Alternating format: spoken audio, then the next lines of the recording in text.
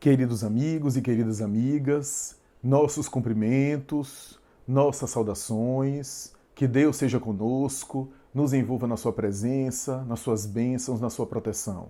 Quero cumprimentar aos queridos amigos da Fraternidade Espírita Irmã Sheila, para cujo canal essa palestra está sendo encaminhada, e também para os queridos amigos que nos acompanham no Raciocínios Espíritas, cujo vídeo atual também está sendo direcionado, está sendo transmitido para esse canal.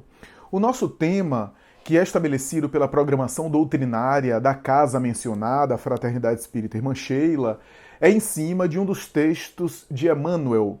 Texto esse, psicografado pelo médium Chico Xavier, do livro Vinha de Luz. Aliás, todo mês a casa Irmã Sheila tem trabalhado em cima desse livro da Lavra de Emmanuel, livro especial da produção mediúnica de Emmanuel, livro esse que tem esse estilo especial que Emmanuel introduziu no movimento espírita, estilo, aliás, que Kardec já tinha inaugurado em O Evangelho segundo o Espiritismo, e hoje é tradição entre os teólogos pegar um trecho, um versículo e examinar, estudar e até comparar com outros versículos, que Emmanuel tornou isso mais popular ainda com a sua obra grandiosa de interpretação do Evangelho, considerado o exegeta do Evangelho por excelência. Exegeta significa estudioso, interpretador, que estuda a interpretação do Evangelho. Ele, enquanto espírito desencarnado, é o espírito desencarnado que interpreta o Evangelho por excelência, né? É a referência mediúnica de interpretação do Evangelho, é Emmanuel, com o seu conjunto de obra, né? Ceifa de Luz, Palavras de Vida Eterna, Pão Nosso, Caminho, Verdade e Vida, Fonte Viva, e tantos outros aqui que eu não me lembro, Pão Nosso, né? Tantos outros aqui, o próprio Vinha de Luz que a gente está aqui abordando, e tantos outros livros que ele tem essa abordagem de recortar, de citar, de mencionar um versículo bíblico em cima do qual ele tece considerações, ele faz uma série de reflexões, ele aborda e explora, trazendo luz sobre o texto bíblico, sobre o versículo, trazendo um entendimento mais ampliado e mais profundo, e ao mesmo tempo complementando, agregando informações daquilo que a gente encontra no texto do Evangelho.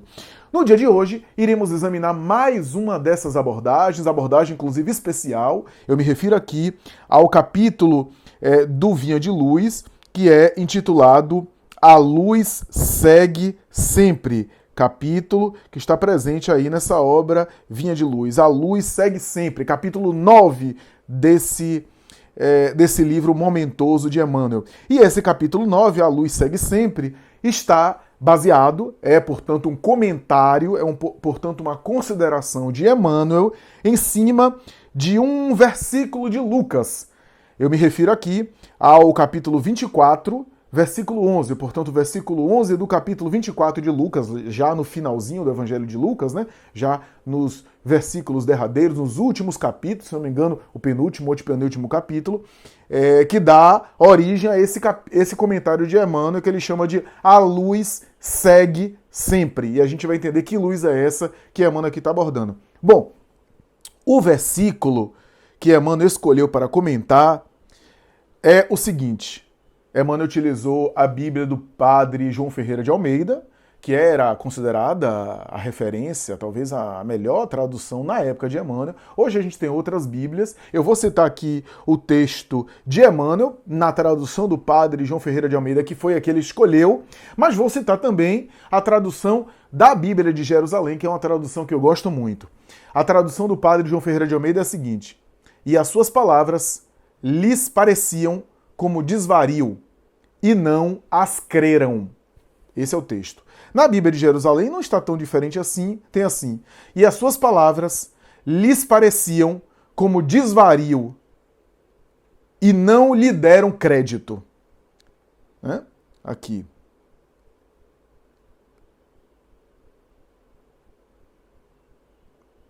Essas palavras, porém, lhes pareceram desvario, e não lhes deram crédito. É assim que está colocado na Bíblia de Jerusalém, que, grosso modo, dá no mesmo. Bem, antes de a gente abordar o que Emmanuel falou, o que Emmanuel considerou, qual foi a contribuição de Emmanuel, eu queria citar aqui o contexto em que essa frase está localizada no Evangelho, em que contexto Lucas, porque é o Evangelho de Lucas, Lucas escreveu essa frase, por qual motivo, porque vai ser importante a gente entender esse contexto, até para a gente entender o comentário de Emmanuel. Emmanuel é uma mensagem muito curta, pequena. Emmanuel, inclusive, começa falando sobre a ressurreição e a gente, tá falando de luz, aí fala da ressurreição, aí em determinado momento ele diz assim, nem todo mundo, não é comum a gente no dia a dia, aqui e acolá, encontrar tantos Pedros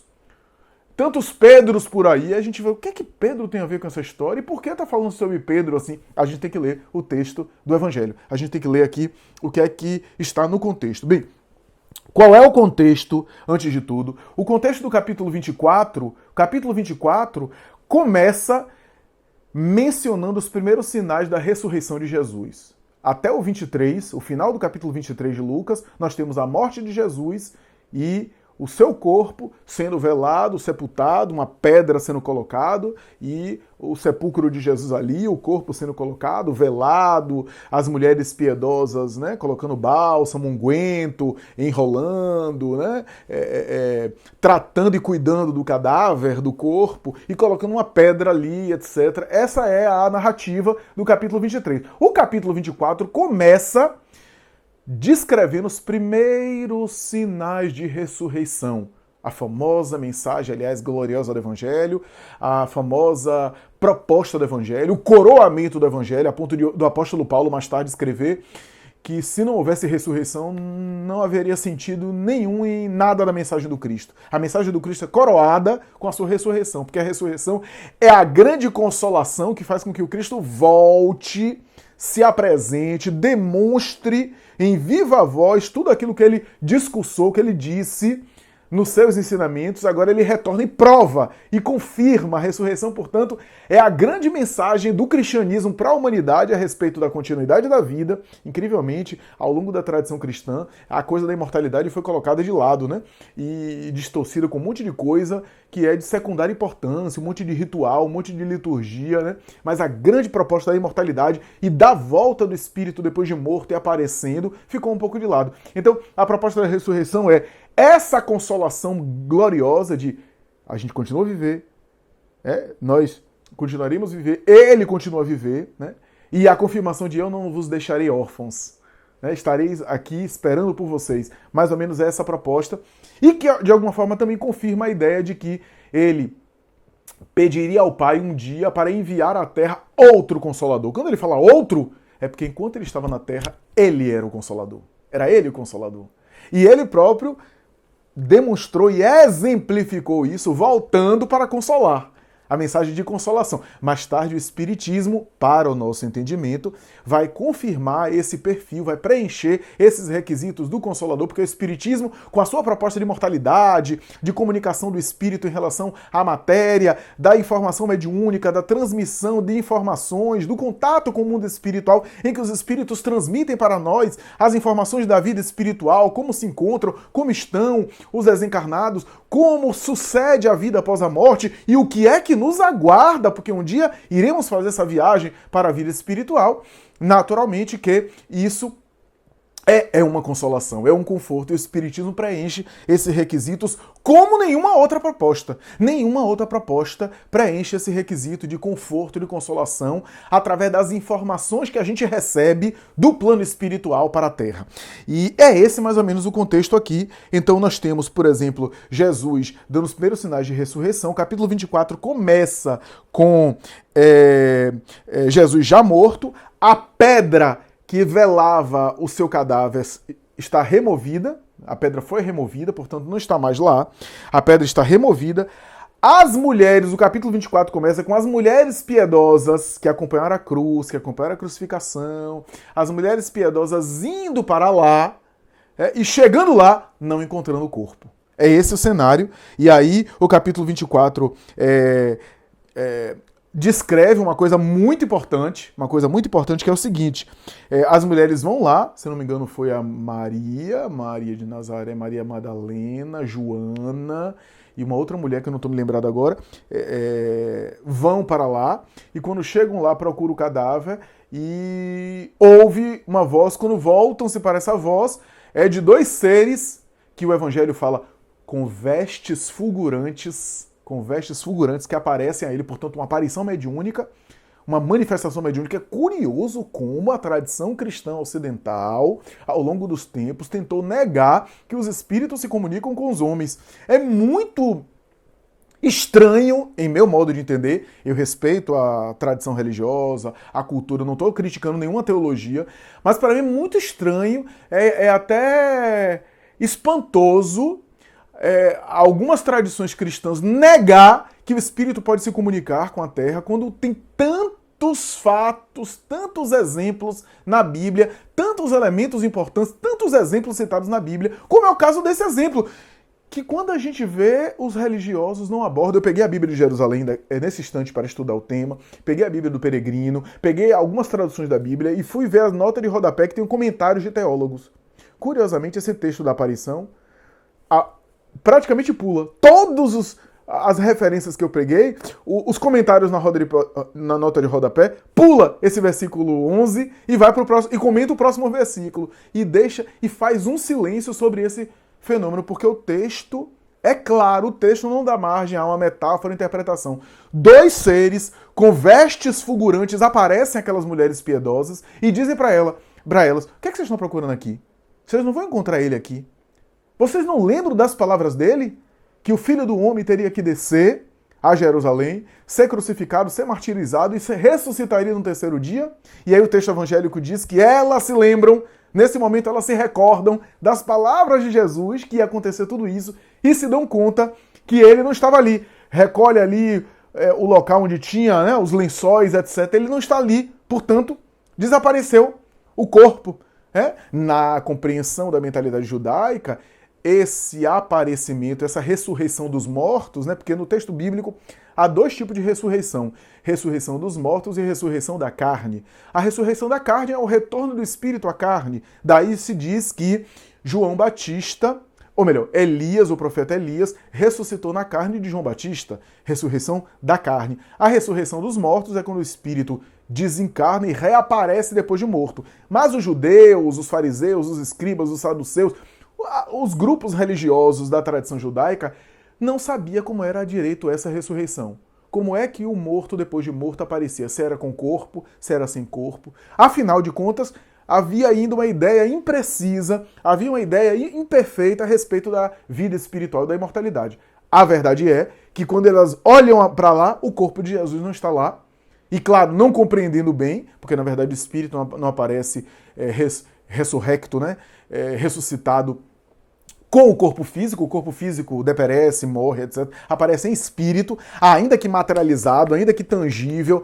Kardec vai estudar em O Livro dos Médiuns as propriedades do perispírito. Gabriel Delany, mais tarde no livro A Alma Imortal, também vai estudar as propriedades perispirituais que pode assumir como um corpo plástico tangibilidade, pode ser tocado, pode ser sentido. E foi isso que aconteceu na materialização de Jesus, quando Jesus apareceu, inclusive com as chagas, pediu para Tomé tocar, mas não se sabia, não tinha o conhecimento da ciência espírita, não tinha a doutrina espírita com suas ferramentas, não tinha o conhecimento das leis perispirituais, das leis do mundo espiritual, dos fluidos, da compreensão do mundo dos espíritos e do perispírito. Então não tinha. A ideia era pálida. Então, o corpo não estando ali, talvez para demonstrar a sua ressurreição, houve algum processo, aqui é uma hipótese, algum processo ali de desaparecimento do corpo, talvez até providenciado pelo mundo espiritual para patentear que não se tratava de uma fraude, não se tratava de uma burla e assim por diante, estava ali, sem o corpo, cadê ele? E aí os anjos, ou os espíritos, os seres, porque o texto bíblico não fala nem anjos, fala em seres com vestes fulgurantes. Aparecem, e aí, depois desaparecem, elas saem e vão avisar o restante do grupo.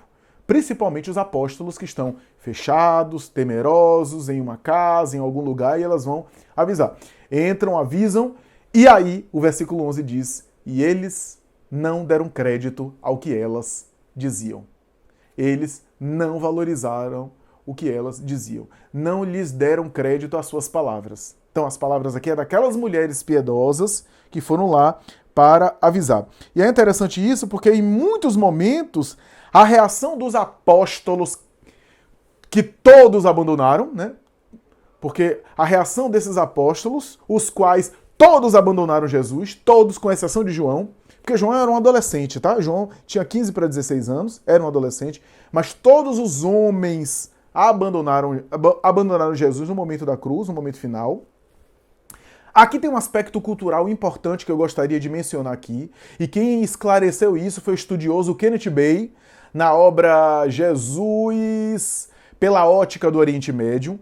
Kenneth Bey vai dizer o seguinte, que em boa parte da tradição do Oriente Médio, diante de alguma convulsão social, diante de alguma guerra, de algum conflito, os homens correm perigo, mas as mulheres podem transitar, que os homens não mexem com elas.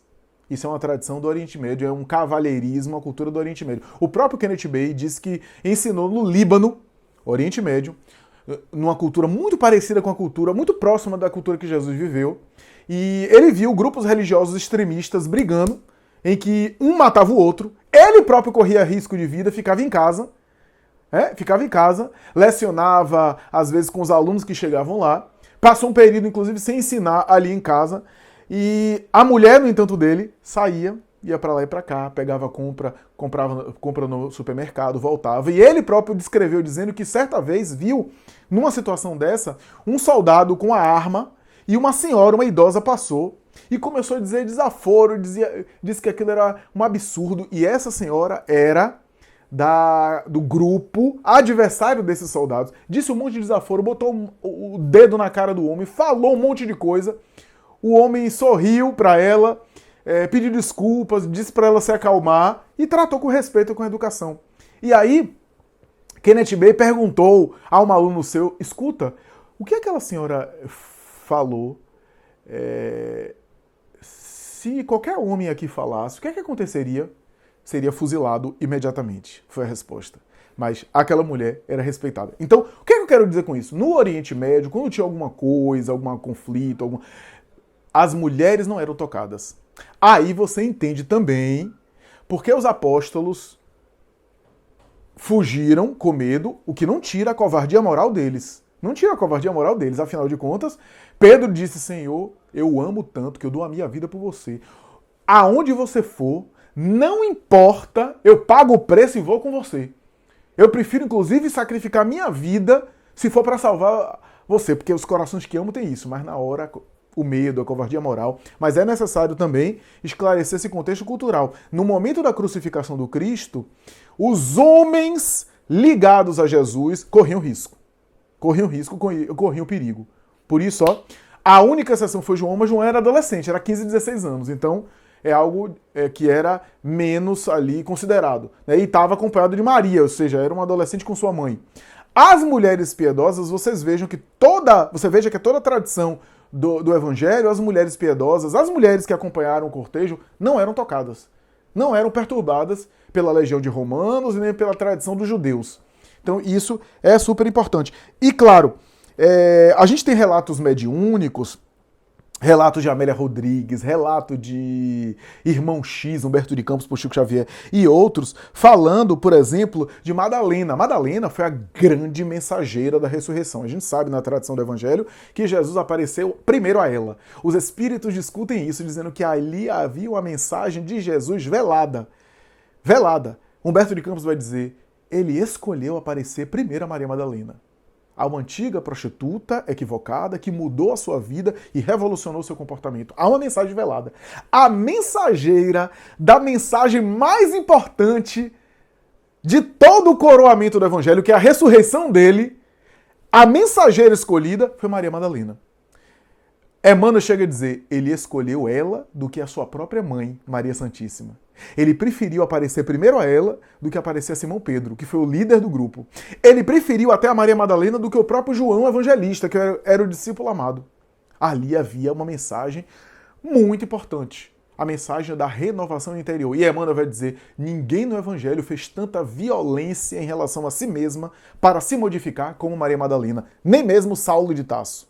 E Emmanuel diz assim, porque a consciência de Saulo estava viciada na lei, mas era um homem casto, abstêmio, com disciplinas morais, com uma conduta consigo mesmo moderada, equilibrada, tinha autocontrole dos impulsos, das emoções e também do caráter, diferente de Maria Madalena, que havia afundado em muitos vícios, que havia se pervertido moralmente, era difícil sair, se corrompido mesmo. Né? Então, nesse sentido, Maria Madalena, a transformação moral dela era mais meritória, porque é muito difícil quando você cai no vício e você conseguir sair.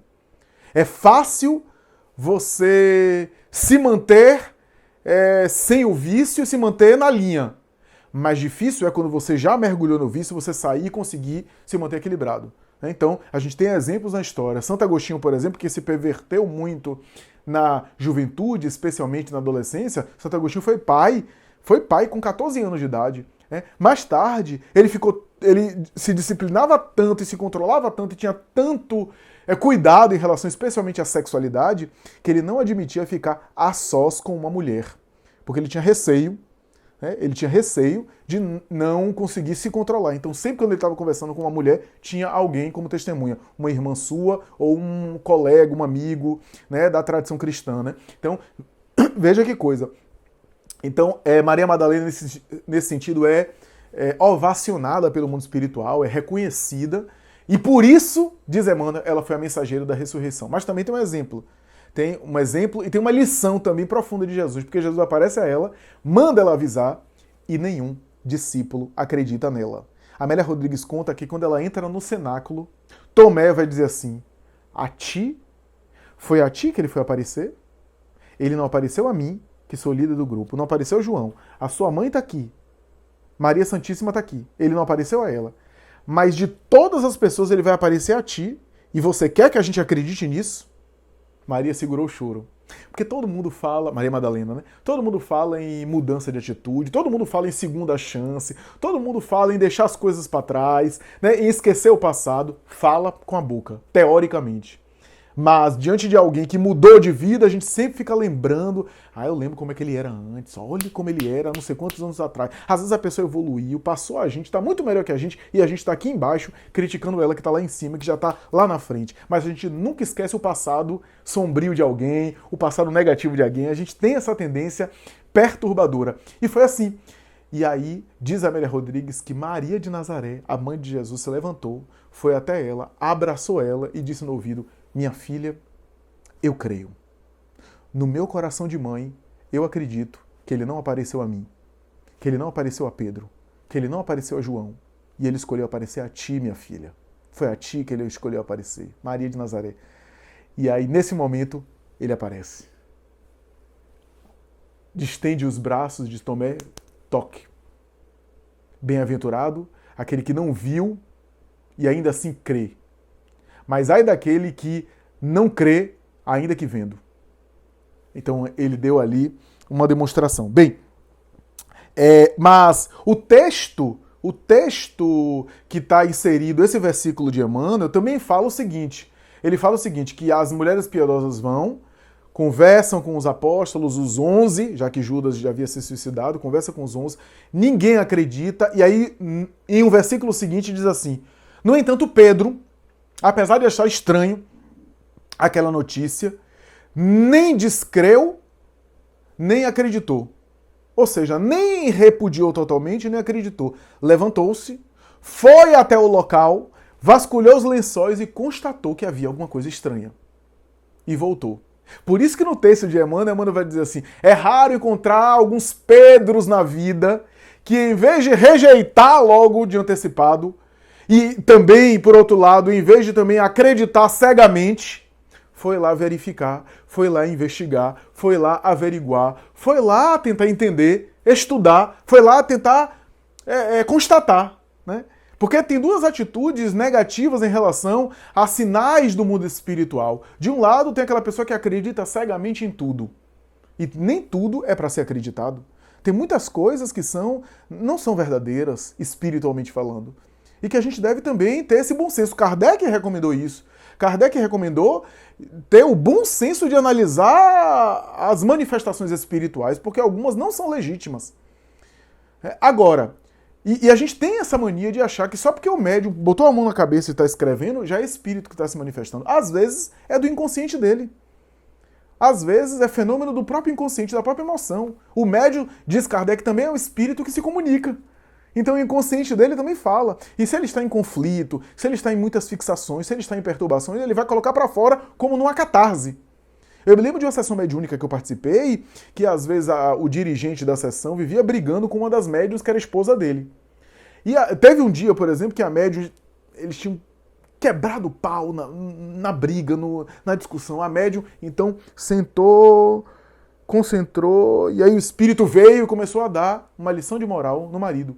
Dizer que ele não estava se comportando bem como marido, tal. Como nós conhecíamos a psicologia dela, percebemos que era do inconsciente dela. Ela não estava fazendo por mal.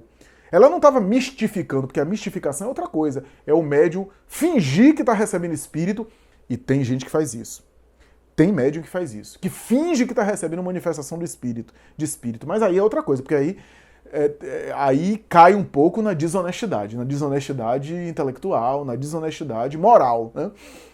Mas nesse caso não é má fé dela, não era desonestidade. Ela estava acreditando que estava dando passagem ao inconsciente dela. Era uma catarse. Como nós conhecíamos a psicologia dela, conhecíamos as palavras dela, o jeito dela de falar, percebemos que era do inconsciente dela, era um conteúdo do inconsciente, reclamando com o marido. Então, nós temos que ter muito cuidado, porque o médium, às vezes, nas fixações, etc., pode colocar para fora coisas que são dele. Então, nem uma coisa de acreditar cegamente, nem de desconfiar, de achar que tudo é fraude, que tudo é falso. Averiguar. Kardec fez isso mais tarde. Kardec fez isso. Kardec, antes de compreender o fenômeno, Kardec vai dizer, olha, eu não compreendo, deve haver alguma lógica, ou então, se não há lógica, é porque é alguma fraude, algum fenômeno diferente. Mas foi examinar, sem ideias preconcebidas, né? Ou seja, sem preconceitos, né? Sem ideias preconcebidas antes de investigar. Então Pedro fez essa reação, e por isso que Emmanuel cita ele no texto. Mas eu quero ler o capítulo 24. Eu quero ler o capítulo 24 até o versículo 12. Vamos lá. Para a gente ter uma ideia do versículo 11, que é o versículo que Emmanuel escolheu. No primeiro dia da semana, muito cedo ainda, elas, as mulheres, foram à tumba, levando os aromas que tinham preparado. Encontraram a pedra do túmulo removida, mas ao entrar, não encontraram o corpo do Senhor Jesus.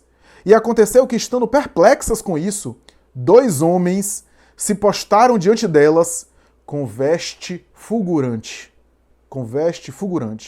Cheias de medo, inclinaram o rosto para o chão. Eles, porém, disseram, por que procurais aquele que vive entre os mortos? Ele não está aqui, ressuscitou. Lembrai-vos de como vos falou, quando ainda estava na Galileia. É preciso que o Filho do Homem seja entregue às mãos dos pecadores, seja crucificado e ressuscite ao 3º dia. E elas se lembraram de suas palavras. Ao voltarem do túmulo, anunciaram tudo isso aos 11, bem como a todos os outros. Eram Maria Madalena, Joana e Maria, mãe de Tiago. As outras mulheres que estavam com elas disseram-no também aos apóstolos. As outras mulheres que estavam com elas disseram-no, ou seja, confirmaram também aos apóstolos. Essas palavras, porém, versículo 11, nosso versículo, essas palavras, porém, lhes pareceram desvario e não lhes deram crédito. Pedro, contudo, levantou-se e correu até o túmulo. Inclinando-se, porém, viu apenas os lençóis e voltou para casa, muito surpreso com o que acontecera. Esse é o texto que nós, inclusive, já explicamos aqui, já demos algum comentário. Bem, um aspecto cultural importante é o seguinte, além das mulheres estarem transitando para lá e para cá, porque elas eram intocáveis, mas também tem um outro aspecto importante que é o seguinte, as mulheres não eram muito valorizadas nos seus relatos. O relato de uma mulher não tinha um valor, nem simbólico, nem um valor social e nem tampouco um valor jurídico nas causas jurídicas, por exemplo, que envolviam a mulher. Muitas vezes era um marido, um familiar do sexo masculino que se apresentava diante do juiz, diante, né, de uma audiência pública, diante de uma questão. O depoimento de uma mulher não tinha um valor graças a uma sociedade desigual, uma cultura machista, uma cultura que considerava a mulher inferior, que desvalorizava o ser feminino, o gênero feminino. Então é natural compreender que dentro desse aspecto o relato feminino era um relato suspeito. Afinal, era aquele estereótipo quase que arquetípico no sentido ancestral de que as mulheres são muito emocionais, as mulheres são muito enviesadas, são muito contaminadas nos relatos pelas suas emoções, porque são mais sensíveis, são mais expansivas emocionalmente, então não pode dar crédito, etc. O valor era o valor do discurso de um homem, então tinha toda essa cultura, né? Uma cultura que também tinha valor social, né? A mulher, muitas vezes, tinha um valor... O depoimento de uma mulher tinha um valor de uma criança, por exemplo. Ou seja, era alguém que juridicamente, muitas vezes, era considerado incapaz, né? E em Jesus, isso tem um tônus totalmente diferente. Só para você ter ideia, as mulheres tinham que estar sempre com a presença de alguém masculino, né? As mulheres em públicos não tiravam o véu por causa do cabelo, que era símbolo de sexualidade, né? Então era um aspecto que era compreendido ali. A mulher só tirava o véu e mostrava o cabelo no momento do casamento, diante do marido, que era um ritual para demonstrar de alguma forma fidelidade a ele. Então tinha toda uma cultura que a gente pode criticar, mas era a cultura da época. Não vai adiantar a gente ficar brigando muito aqui, revoltado muito. Era a cultura da época, que tinha algumas imperfeições, que tinha muitas limitações, tinha alguns sentidos, algumas coisas tinham muito sentido, algumas coisas tinham alguma razão também de ser, apesar de toda a sociedade injusta entre os gêneros, mas algumas coisas de privar a mulher do espaço público também era para protegê-la, porque não havia trabalho intelectual, era trabalho braçal. O cenário público era perigoso, o espaço público não é o espaço público que a gente tem hoje, então havia ameaças, havia elementos fortes, além do que uma mulher sozinha, por exemplo, por aí, poderia... Aí vem o preconceito, que isso é lamentável, né? Mal falada, criticada e assim por diante. Então, em Jesus isso muda, né? Porque imagine você que Jesus viajava, peregrinava, e o Evangelho narra que havia mulheres que acompanhavam ele. Isso era impensável. Quando uma mulher viaja, ela viaja para um local, ela tem que dormir na casa de um parente, de um familiar que acolhe ela, que é alguém conhecido da família, para que a família da sua casa saiba que ela está com um familiar dormindo, mas alguém que viaja com Jesus e com um grupo de homens e dorme muitas vezes, né, durante a viagem. Portanto, convive com aqueles homens, muitas vezes visita a casa, como Jesus visitou a casa de Maria e Marta, irmãs de Lázaro, ali ficaram, haviam discípulas mulheres ali, isso era impensável, isso era revolucionário para os padrões da época, para a cultura ali da época. Como é revolucionário Jesus? Porque Jesus não é um ser limitado a uma cultura. Jesus é transcultural, ou seja, está acima das culturas porque é eterno, é atemporal. Ele não é histórico, ele é transhistórico, está acima porque é atemporal, né? Jesus não se limitava, não estava submetido ao seu tempo. Por isso que ele é de todos os tempos. Ele falou isso, né? Tudo passará, menos as minhas palavras não passarão, porque a minha mensagem é a mensagem de vida eterna, né? Então, se a gente está olhando para a mensagem de Jesus hoje, está vendo alguma coisa estranha, alguma coisa que parece ultrapassada, é porque a gente não está tendo as lentes corretas para examinar, porque ali tem aspectos eternos, aspectos atemporais. Então, o depoimento da mulher, portanto, era desvalorizado nesse sentido, né? E aí, é claro que aquilo também não foi dado muito valor, etc. Embora Jesus muitas vezes valorizava a mulher, e erguia a mulher em igualdade de condições e às vezes mais importante do que os homens. Então os discípulos ainda não haviam internalizado totalmente esse sentimento. essa compreensão. Os discípulos não haviam ainda assimilado totalmente, embora conviveram com ele. Mas eram homens, aí sim, homens do tempo deles, homens que estavam contaminados e influenciados pela cultura judaica. A Amélia Rodrigues de Espírito vai dizer que Pedro, mais tarde, chegou para Maria Madalena e disse assim: ó Maria, ó o que ele vai falar, ó Maria, desculpa, a gente gosta muito de você, mas você sabe, né, a gente viajar pregando o evangelho e você acompanhar a gente, você ficar, né, com a gente, acompanhando a gente na peregrinação, não vai ficar bem, não vai cair bem, né? A gente vai ficar mal falado, você me perdoa, mas assim, não é bom para a propagação do evangelho. Pedro chegou a falar isso para Maria Madalena, que ela entendeu, compreendeu, e ficou ali na região, foi para o Vale dos Leprosos mais tarde, porque contraiu lepra também, né? Conforme Humberto de Campos Espírito em Boa Nova narra, e outras obras também, Amélia Rodrigues em Primícias do Reino, e assim por diante, então narram essa dinâmica, né, essa manifestação. Mas bem, vamos agora para a contribuição de Emmanuel, né? Eu estou falando aqui nos aspectos culturais, nos aspectos históricos, né, para a gente entender a contribuição de Emmanuel. Agora a gente volta ao texto, né? E as suas palavras aqui não eram de Jesus, não, era das mulheres. Lhes pareciam como desvario, ou seja, loucura, e não acreditaram nelas, não as creram. Que palavras eram essas? Da visão mediúnica dos dois homens com vestes fulgurantes, avisando que Jesus estava ressuscitado. Então, eram duas coisas aqui excepcionais. A própria aparição mediúnica, a própria manifestação mediúnica, e, na manifestação mediúnica, a mensagem, o aviso de que Jesus estava ressuscitado e que apareceria. Então, é o próprio fenômeno e a informação que veio pelo fenômeno. O conteúdo que veio pelo fenômeno. Então, duas coisas que, duplamente, né, portanto, duas coisas que eram objeto de desconfiança dupla e que gerou, portanto, aquele mal-estar, etc. E que Pedro foi investigar lá, né, pelo menos um elemento daquele conteúdo. E, de fato, o corpo não estava lá, os lençóis estavam, etc. Então, é mais ou menos essa ideia aqui. E aí, o que é que Emmanuel vai falar? Emmanuel vai começar dizendo da incompreensão das manifestações espirituais. Que as manifestações espirituais, a interferência dos espíritos em nossas vidas, a influência dos chamados invisíveis ao olho material, ao corpo carnal, que nada mais são, e isso é a doutrina espírita que mais tarde vai esclarecer, é a doutrina espírita que vai explicar de maneira clara, que nada mais são do que as almas humanas que viveram na Terra. Os espíritos, afirma Allan Kardec, são as almas dos homens que viveram na Terra e que viajaram para a vida espiritual. O mundo espiritual é feito de uma população da humanidade terrena, que fez parte da humanidade terrena, que voltou para a vida verdadeira, que é espiritual, e em algum momento voltará a compor, a configurar, a figurar na humanidade terrena.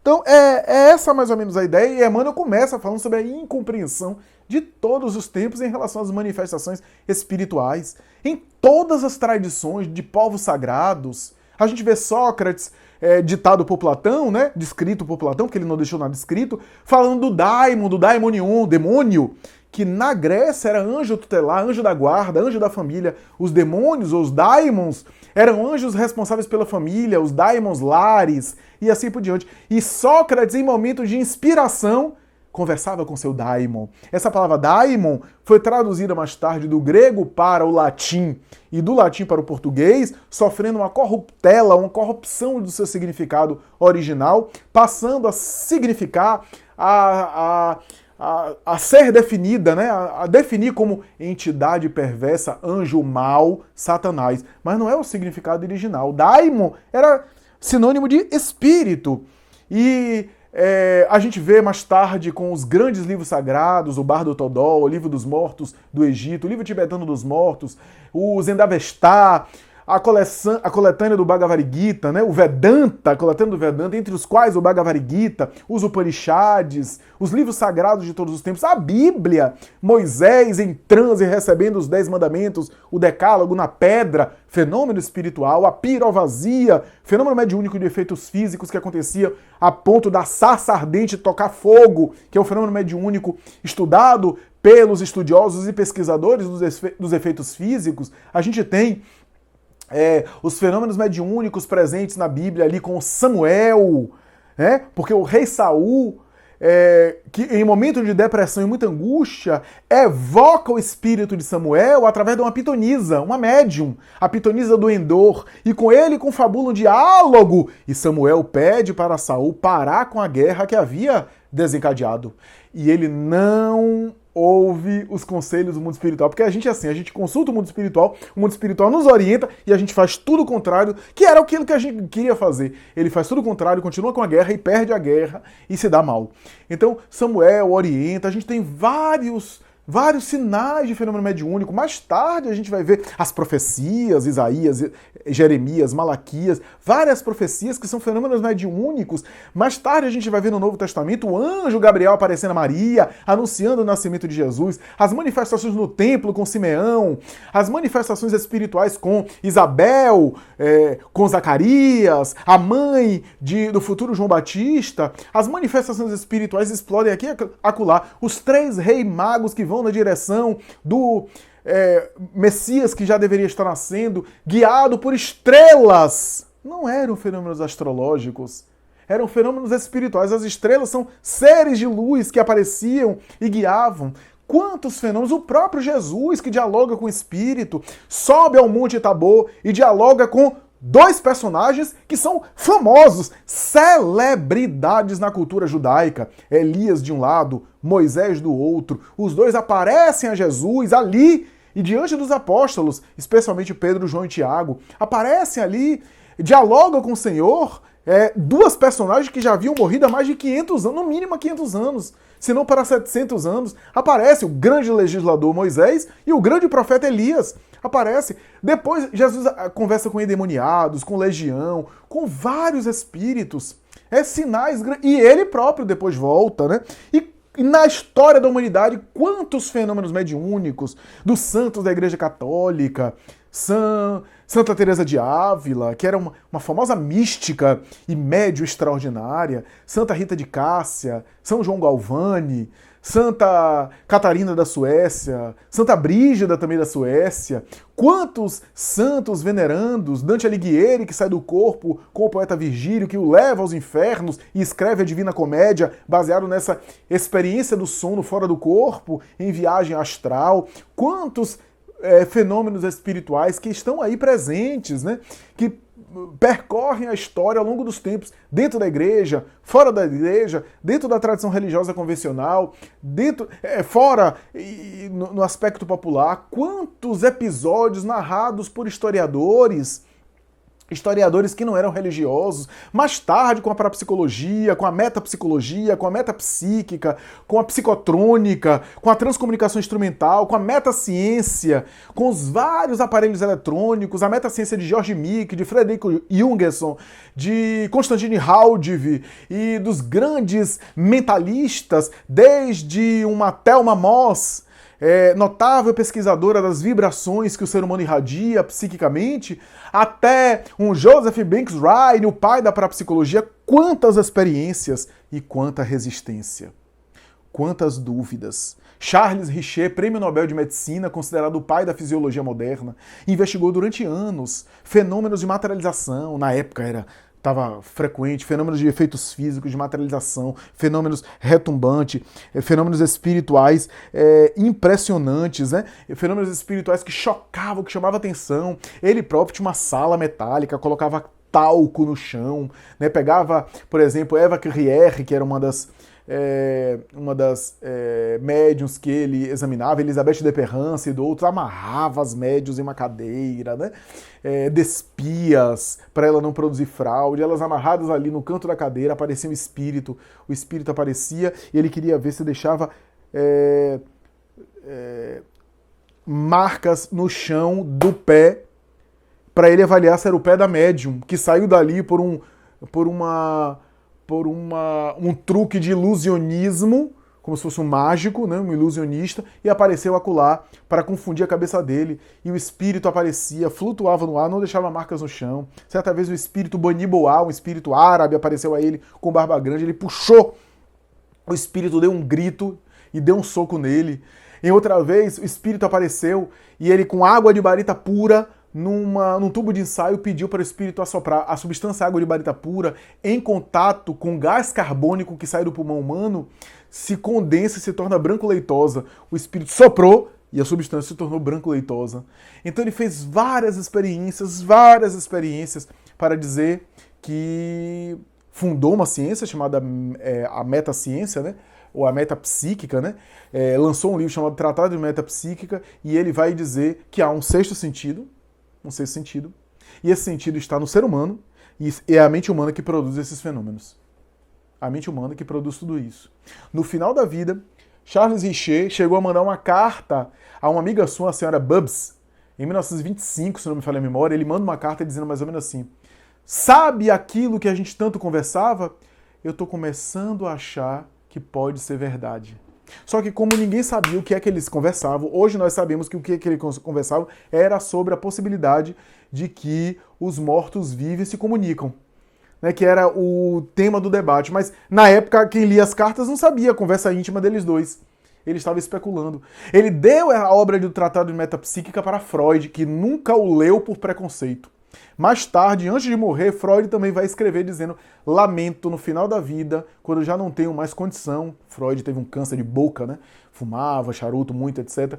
E no final da vida, muito doente, ele diz: lamento, hoje eu não tenho tempo, não disponho de tempo, nem de condição física, nem de condição psíquica, não tenho condição de saúde mais, mas lamento não ter estudado profundamente parapsicologia e não ter lido o Tratado de Metapsíquica que Charles Richer me presenteou, por preconceito acadêmico. Então, nós temos muita resistência, né? Mais tarde, Humberto de Campos vai escrever que Richer desencarnou, chega no mundo espiritual, e quando ele desperta no mundo espiritual, ele é recebido por muitas daquelas entidades que ele examinou. Seja bem-vindo. E ele entra numa grande consciência de culpa. Um grande sentimento de culpa, porque aí ele se dá conta que o projeto reencarnatório dele era reencarnar na ciência, ser um homem de prestígio e ter a coragem, mesmo sofrendo pedradas, de declarar a imortalidade da alma. Ele era um dos maiores prestigiados cientistas da época, ele foi prêmio Nobel de Medicina, em 1913, né? E nessa época ele estava investigando, mas não teve coragem, né? E chega no mundo espiritual e entra nessa consciência de culpa. Mas tivemos outros, né? Por exemplo, César Lombroso, que declarou, esse sim declarou, mas resistiu tanto, né? Resistiu tanto. Ele examinou tanto Eusapia Paladino, a média italiana, né? Despia ela, examinava ela nos orifícios naturais, colocava ela dentro de um saco plástico para examiná-la, amarrava com violência até em uma cadeira e apareciam os espíritos materializados. E ele dizia que era coisa da produção da mente humana, que ela estava produzindo, até que em determinado momento materializou-se o espírito. Quando ele viu, o espírito olhou para ele e em italiano disse: mio fiore, meu filho, e ele desabou. E vai escrever mais tarde: qual o filho que não reconhece a própria mãe? Qual filho que não sabe quem é a própria mãe? Qual filho que não sabe? E aí declara a imortalidade, etc. Mas foi muito rigoroso. Crookes, que também declarou imortal, teve a coragem brilhante de declarar, mas foi rigoroso demais, rigoroso de maneira absurda, né? Tratava a médium Florence Cook até com uma certa violência, né? Na investigação durante 3 anos no laboratório e assim por diante. E quantos outros? Chico Xavier, quando começou na sua explosão de mediunidade, teve um jornalista e pesquisador chamado Clementino de Alencar, de um jornal carioca, que deu uma publicação, que deu uma declaração dizendo que foi a Pedro Leopoldo, na época, no início da mediunidade de Chico Xavier, se não me falha a memória, em 1930, foi lá e investigou durante um bom tempo o Chico Xavier. Submeteu o Chico Xavier a várias investigações, algumas delas muito violentas, muito exigentes. Clementino de Alencar chegava, Chico estava ali na sala, ele pegava uma carta, um envelope, e escrevia uma pergunta, lacrava o envelope e disse: Chico, aqui está a minha pergunta, mas eu não quero que você abra. Eu quero que Emmanuel leia a carta e responda a minha pergunta por seu intermédio. Tinha uma pergunta que era assim: me dê a definição de diabetes. Dentro, lacrado. Chico não teve acesso. Não havia médicos em Pedro Leopoldo na época, cidadezinha pequena, né? Estou falando aqui no início do século XX. não havia médicos, pelo menos conhecidos. Chico não tinha conhecimento de medicina e ele pediu isso. Olha a mensagem de Emmanuel sobre diabetes. Síndrome assinalada pela irregularidade da combinação dos hidratos de carbono, trazendo ao sangue o excesso de matérias açucaradas. Os menores abalos do aparelho glicorregulador podem produzi-lo, como sejam as alterações do funcionamento da glândula abdominal, as afecções do fígado ou da hipófise, ocasionando a ausência do equilíbrio endocrínico. A glândula abdominal que Emmanuel fala aqui, que o espírito fala aqui, é o pâncreas, né? Então, se refere a isso. Na verdade, esse texto nem foi Emmanuel, ele pediu a Emmanuel, mas quem escreveu foi um espírito que assinou Max. Assinou como Max. A gente sabe que Max era o pseudônimo que Bezerra de Menezes utilizava. Um médico desencarnado dando uma informação de médico. Teve uma pergunta que Clementino de Alencar fez no papel também, e nem falou para Chico, pediu mentalmente. E Emmanuel pegou Chico pelo braço e escreveu. A pergunta era a seguinte: os fenômenos do subconsciente estão subordinados a alguma questão orgânica? Olha a resposta. O mundo subconsciente não se acha subordinado à função de nenhum órgão. Ele representa a súmula dos conhecimentos do ser em suas existências passadas, consubstanciada na inteligência operosa e criadora. Ele perguntou sobre um monte de coisa. Em alguns momentos, ele fazia uma pergunta e ficava mentalmente: Emmanuel, responda em inglês. Responda em inglês. E Emmanuel respondia em inglês. Responda agora de trás para frente. E Emmanuel respondia de trás para frente. Em alemão. E respondia em um outro idioma. Fez tantas exigências durante vários dias, vários meses, aliás, que a saúde de Chico começou a ficar abalada. Porque ele não se dava por satisfeito e pedia mais. E Chico era muito assim, né? Chico tem um temperamento. Eu vou concentrar e vamos tentar, vamos ver se Emmanuel responde. E via. Até que em determinado momento, Emmanuel assumiu a pena do médio e escreveu: Caro Clementino. Tudo em inglês, escreveu em inglês. Caro Clementino, creio que as nossas experiências podem agora serem encerradas. Você tem material suficiente para avaliar e examinar. Creio que cumpri com meu dever e com minhas obrigações, oferecendo um farto material para o esclarecimento e a busca da verdade em relação àqueles que realmente querem buscar a verdade. Ainda dei uma alfinetada no final. Não tenho o poder da onisciência para ficar captando tudo ou a ficar atendendo a todas as solicitações. E o nosso Francisco, primeira vez que eu vejo Emmanuel se referindo ao médium assim, e o nosso Francisco precisa de repouso, de renovação para continuar a tarefa de esclarecimento de consciências. E acabou. Ele não mais atendeu nenhum tipo de solicitação e o próprio médium também não se submeteu a isso. As materializações de Chico Xavier, né? Arnaldo Rocha conta que até que chegou um dia que Emmanuel apareceu materializado com uma tocha na mão, com a veste de romano, típico dos romanos do passado, porque ele foi um romano, senador romano, apareceu e disse: meus amigos, sugiro que acabem com as materializações agora. Ivone Pereira, em uma das obras, vai falar algo assim, vai falar: os espíritos têm nos dito que os fenômenos de efeitos físicos, os fenômenos chocantes, tiveram seu momento, que era para chamar atenção, numa época de ignorância, chamar atenção de investigadores, mas agora, depois de tanto farto material, a gente ficar produzindo fenômeno de materialização, já não é mais a época, diz Ivone. Não que ele não possa acontecer de maneira esporádica, mas não é a época.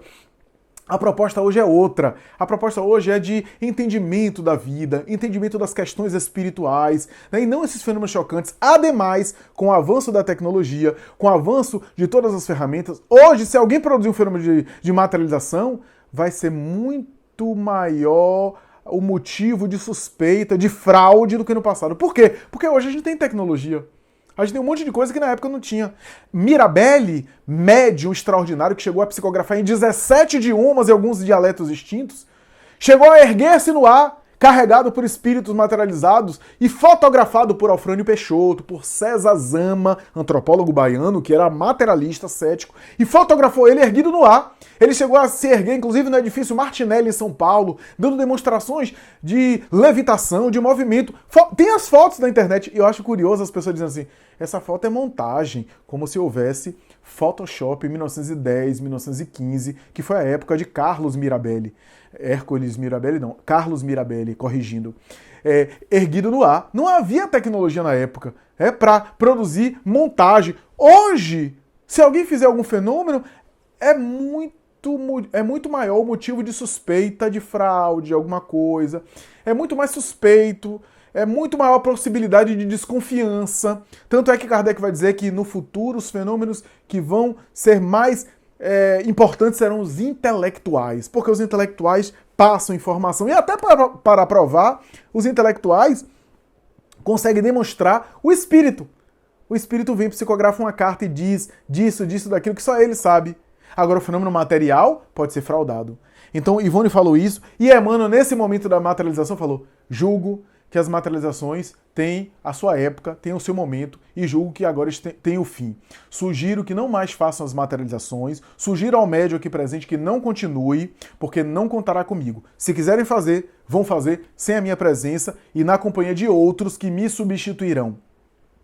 A tarefa do médium é a do livro que educa, do livro que esclarece consciências, do livro que orienta e direciona, do livro que ensina, e não de fenômenos retumbantes para chocar, para chamar atenção, que pode até chamar atenção, mas que pouco convence alguém para ter uma vida melhor. É verdade, Emmanuel tem razão. Né? Os fenômenos de materialização, os grandes médios como Edgar Cayce, como os irmãos Davenport, como Daniel Douglas Home, como Slade, como os grandes médios, como as irmãs Fox, os grandes médios do século XIX, né? Que chocaram o mundo com seus fenômenos, mas não sensibilizaram e não convenceram ninguém para uma vida melhor. Ana Prado, a notável médium do Pará, que materializou espíritos à luz do dia, porque alguns médios, à luz do dia, queimam o ectoplasma. Ela fez fenômenos retumbantes e ela psicografou para o Chico Xavier dizendo assim, está na obra Instruções Psicofônicas, aliás, psicografado não, psicofônico, né? Que era uma mensagem psicofônica que mais tarde foi transcrita pelo livro. Ana Prado dizia assim: eu lamento ter ficado só nos fenômenos de materialização, fenômenos de efeitos físicos e não ter me dedicado mais à evangelização de almas. Por quê? Porque eu fiz fenômenos retumbantes, mas não consegui sensibilizar ninguém para ter uma vida melhor, uma vida mais evangelizada, uma vida mais espiritualizada, porque não é essa a função do fenômeno. A função do fenômeno é chamar a atenção para a imortalidade. O resto é amadurecer a consciência, porque quem não está amadurecido olha o fenômeno, dá uma explicação esdrúxula, estapafúrdia e continua sem acreditar. Muita gente diz: Flávio, se tivesse fenômeno assim dos espíritos aparecerem nas sessões doutrinárias, as pessoas iam se convencer, iam sair menos convencidas. E aqueles que não querem se convencer, iam sair dizendo: que povo maluco, olha que ridículo, que coisa absurda, olha que coisa, e ia dar uma outra explicação. Porque quem não tem maturidade para o fenômeno, interpreta o fenômeno da outra maneira. É necessário ter, primeiro, formação para entender a informação. Né? Então, tudo isso é importante. Né? Um outro médium que se comunicou para o Chico Xavier disse: eu fui médium de cura na Terra. E eu estou encontrando aqui no mundo espiritual as mesmas pessoas que eu curei na Terra com os mesmos problemas, se queixando dos mesmos problemas. E algumas vão reencarnar com os mesmos problemas. Eu percebi que a cura mais importante é a cura da alma, porque o corpo que fica curado volta a adoecer. As próprias pessoas que foram curadas por Jesus voltaram a adoecer e morreram de outra coisa, ou da mesma coisa. Né? Mas a proposta do Evangelho é: vai e não voltes a pecar, para que não te suceda algo pior, ou seja, a cura da alma. E o Emmanuel diz assim, aconselha a encerrar, e Chico nunca obedeceu ao guia, nunca mais voltou a esse tipo de experiência, né? Mas Chico teve também outras experiências. Agripino Grieco, por exemplo, grande crítico literário, amigo de Humberto de Campos, especialista em Humberto de Campos, colocou um monte de nota de papel na frente de Chico, rubricada com a sua assinatura, para que Chico não tirasse por fraude algum papel que foi escrito antes, com tempo, né? Escrito alguma coisa, e ali ele colocou os papéis rubricados com a sua assinatura, papéis em branco, e pediu para Chico psicografar. E aí Humberto de Campos começou um conto, uma crônica, uma fábula, com aquele estilo de Humberto, com todas as características de Humberto. Agripino Grieco, em meia hora, viu aquelas 50 notas de papel, todas escritas, com toda aquela intelectualidade de Humberto de Campos. Ele pegou e começou a ler, começou a estudar. Mais tarde ele deu uma declaração num jornal brasileiro dizendo assim: eu sou católico. Não acredito que os mortos se comunicam. Não acredito que há informações que os mortos voltam para se comunicar. Não acredito na mediunidade. Embora a história da Igreja Católica seja rica de santos se comunicando com além. Mas é a mentalidade. Não acredito na mediunidade. Não acredito que os mortos se comunicam. Mas as mensagens que eu examinei por meio do médium Chico Xavier são de Humberto de Campos. Como eu não sei, mas eu tenho certeza que é Humberto de Campos, que por algum motivo, por algum modo, Humberto de Campos escreveu. Porque eu conheço a obra de Humberto de Campos. Mas é necessário ter a sensibilidade, a maturidade. O que Emmanuel chama a atenção na mensagem é o seguinte: o mundo espiritual sempre se comunicou com os homens, sempre se comunicou com as criaturas. E há uma resistência em acreditar. Há uma resistência em entender.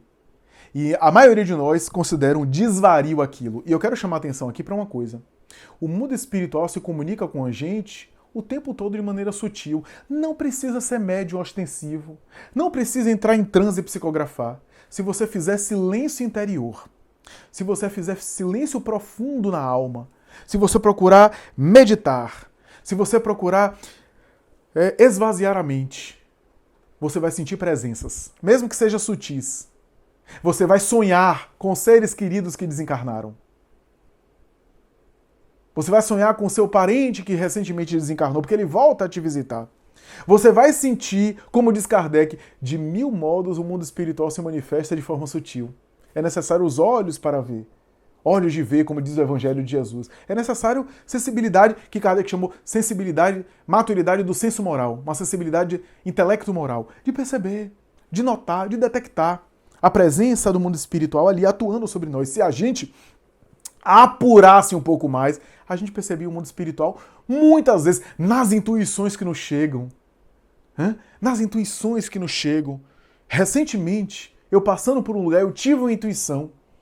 Tive a intuição de ter um cuidado com aquele lugar. E se eu não tivesse tido essa intuição, talvez eu estaria hoje em maus lençóis. Faz poucos dias isso. Uma armadilha. Então, intuições que nos chegam do mundo espiritual, que brotam em nossa cabeça, e que muitas vezes são intuições. Se a gente apurar o nosso silêncio interior, a gente vai perceber de uma maneira nítida. Talvez a gente não vai entrar em transe, porque o transe tem a ver com a estrutura neurológica do médium. Mas a gente vai ver que a luz segue sempre. Como diz a mensagem de Emmanuel. A mensagem de Emmanuel vai dizer que a ressurreição de Jesus é uma mensagem de luz que o tempo todo se repete ao longo da história através dos espíritos que se manifestam com as criaturas humanas. Quando os espíritos se manifestam às criaturas humanas, estão repetindo a ressurreição de Cristo. Estão repetindo aquilo que Jesus deu o exemplo. Agora, é claro que não é para atrapalhar, não é para violentar a humanidade. Imagine você se eu tivesse uma percepção de ver toda hora o mundo microscópico, as bactérias. A gente não teria livre-arbítrio. A gente teria o livre-arbítrio afetado. Até a namorada, quando for beijar o namorado, ia beijar, quando olhar, tá no berço do namorado a bactéria. E ela vai ver os bactérias, micro-organismos. Então não vão nem se beijar, não vão nem se... Então, a falta de percepção nossa, a limitação que a gente tem das nossas percepções materiais é algo pensado pela reencarnação. Diminuir as nossas percepções para que a gente se concentre naquilo que é importante durante a encarnação. Durante a encarnação. Se a gente visse o mundo microscópico todo, se a gente ouvisse demais, se a nossa capacidade auditiva fosse igual ao de alguns animais, a gente também se perturbaria. A gente também se perturbaria. Se a nossa visão fosse de raios infravermelhos, ultravioletas, a gente também teria perturbações. Aquilo foi pensado. A nossa limitação, a nossa pobreza dos órgãos materiais é algo também pensado. É algo também pensado. Agora, imagine se a gente visse espírito a todo momento. O nosso livre-arbítrio ia ficar afetado. André Luiz conta em Missionários da Luz que um espírito elevado diz assim: se dependesse de nós, André, a gente até se materializaria constantemente, conversaria com os encarnados constantemente, mas os encarnados não têm ainda maturidade no estágio atual do planeta para essa relação constante que acontece em planos mais evoluídos. Em planetas mais evoluídos, essa comunicação, esse contato, essa conexão com o mundo espiritual é constante. Mas nós, no estágio evolutivo, além de se perturbar, além de ter o livre-arbítrio afetado, a gente seria afetado, algumas pessoas não iam aguentar emocionalmente, ter o acesso todo momento a espírito materializado, por exemplo, a espírito em contato, não ia aguentar emocionalmente, poderiam enlouquecer, teriam o livre-arbítrio afetado, que seria péssimo para a encarnação, né? E alguns, por incrível que pareça, iam ficar mais descrentes. Iam apelar para a teoria de loucura, a teoria de desvario, ia achar que aquilo é um desvario e não ia dar crédito, conforme o versículo do capítulo 24, versículo 11 do capítulo 24 do Evangelho de Lucas, que é o nosso tema. Para a nossa conclusão, eu gostaria de dizer o seguinte: o objetivo maior da ressurreição do Cristo, que o Espiritismo repete nos dias atuais através da comunicação mediúnica. Atenção aqui para os médiuns e os companheiros de atividade espírita, companheiros de trabalho espírita. O objetivo maior de comunicação mediúnica dos espíritos é dizer para nós que somos imortais, que existe uma alma além do corpo, que nós não somos o corpo, somos uma alma que vai continuar vivendo, e não um corpo que vai morrer. E a partir daí, a consequência disso é o seguinte: como é que eu vivo durante a vida compatível com essa alma que vai viver? Quais são os valores que eu devo desenvolver para que quando eu for para a vida permanente e verdadeira, que não é essa terrestre, que é uma transitoriedade rápida, uma breve passagem, como é que eu me preparo para viver bem a vida do espírito? Que valores eu cultivo? Certamente não são valores materiais. Porque se a vida é do espírito, não são valores da matéria, são valores do espírito. Tem que ser valores do espírito que eu preciso desenvolver, preciso acumular essa bagagem de valores espirituais para viver a vida do espírito quando estiver de maneira exclusiva e plena somente com a vida do espírito. Porque enquanto estou na carne, eu tenho a vida da matéria e a vida do espírito. Eu vivo uma dualidade, a vida física, a vida de natureza material física e a vida do espírito. Mas quando eu for para a vida espiritual, o que vai ficar é a vida do espírito plena. Os valores da matéria não vão ser necessários e tudo aquilo que eu me fixei na matéria não apenas vão ser necessários, mas vão ser prejudiciais, e o que vai me ajudar serão aqueles valores que eu desenvolvi, valores do espírito, enquanto na carne eu estive. Por essa razão, a compreensão da imortalidade é para dizer para nós que somos imortais, e aí a nossa reflexão é nos educar para essa imortalidade, tendo em mente que nós vamos viver, que a luz da imortalidade segue sempre, que se a gente quiser, a gente pode escolher não acreditar. Aqueles que não acreditam, a gente não deve violentar a consciência deles, eles vão ter o tempo deles. A gente não deve violentar, deve divulgar a proposta, compartilhar a questão espiritual, mas não deve violentar consciências, porque às vezes não está ainda na sensibilidade deles entender. Não adianta produzir fenômeno mediúnico, porque eles não vão continuar aceitando ou não vão sintonizar com aquilo. Porque não é uma coisa apenas de compreender. Compreender é o seguinte, a informação, o fenômeno. Mas a partir dali, sentir. Sentir que é o seguinte, eu compreendo o fenômeno e eu agora sinto que eu preciso me engajar numa vida mais espiritual. Esse é aquele que o fenômeno veio, a informação do fenômeno foi aceita, o conteúdo do fenômeno foi aceito, conforme na mensagem que nos serve aqui, né? Era 2 seres com veste fulgurante, o fenômeno, mas tinha um conteúdo, Jesus está ressuscitado. Então, o fenômeno aconteceu, mas mais importante do que o fenômeno é a filosofia, o conteúdo, as informações que estão por detrás daquele fenômeno, que nos transformam para melhor, que nos tornam criaturas melhores. Então, o mais importante não é o fenômeno, é a filosofia. Diz Allan Kardec que o espiritismo vai sobreviver muito mais pela filosofia do que pelos fenômenos. O fenômeno foi importante, porque através do fenômeno veio a filosofia, veio a doutrina religiosa, que é o espiritismo. Mas mais importante é o conteúdo, porque esse conteúdo é que vai nos tornar pessoas melhores. Que adianta eu crer na imortalidade? Que adianta eu ficar participando de mediunidade, de transe mediúnico, se isso não me torna melhor, uma pessoa mais humana, uma pessoa mais espiritualizada? Então, a proposta é a imortalidade da alma para eu, a partir daí, ter uma vida moral. A consequência é ter uma vida moral mais equilibrada, uma vida moral mais harmônica. Nesse momento que eu consigo isso, a luz da ressurreição, a luz que segue sempre da ressurreição, que é essa mensagem gloriosa da ressurreição, já está dentro de mim. E eu já brilho a minha luz para mim mesmo e também diante das pessoas, conforme preconiza o Evangelho de Jesus. É isso, meus amigos. Espero que vocês tenham gostado. Um abraço aos queridos amigos do Irmã Sheila, um abraço aos queridos amigos do Raciocínios Espíritas e até a próxima, se Deus quiser. Muita paz.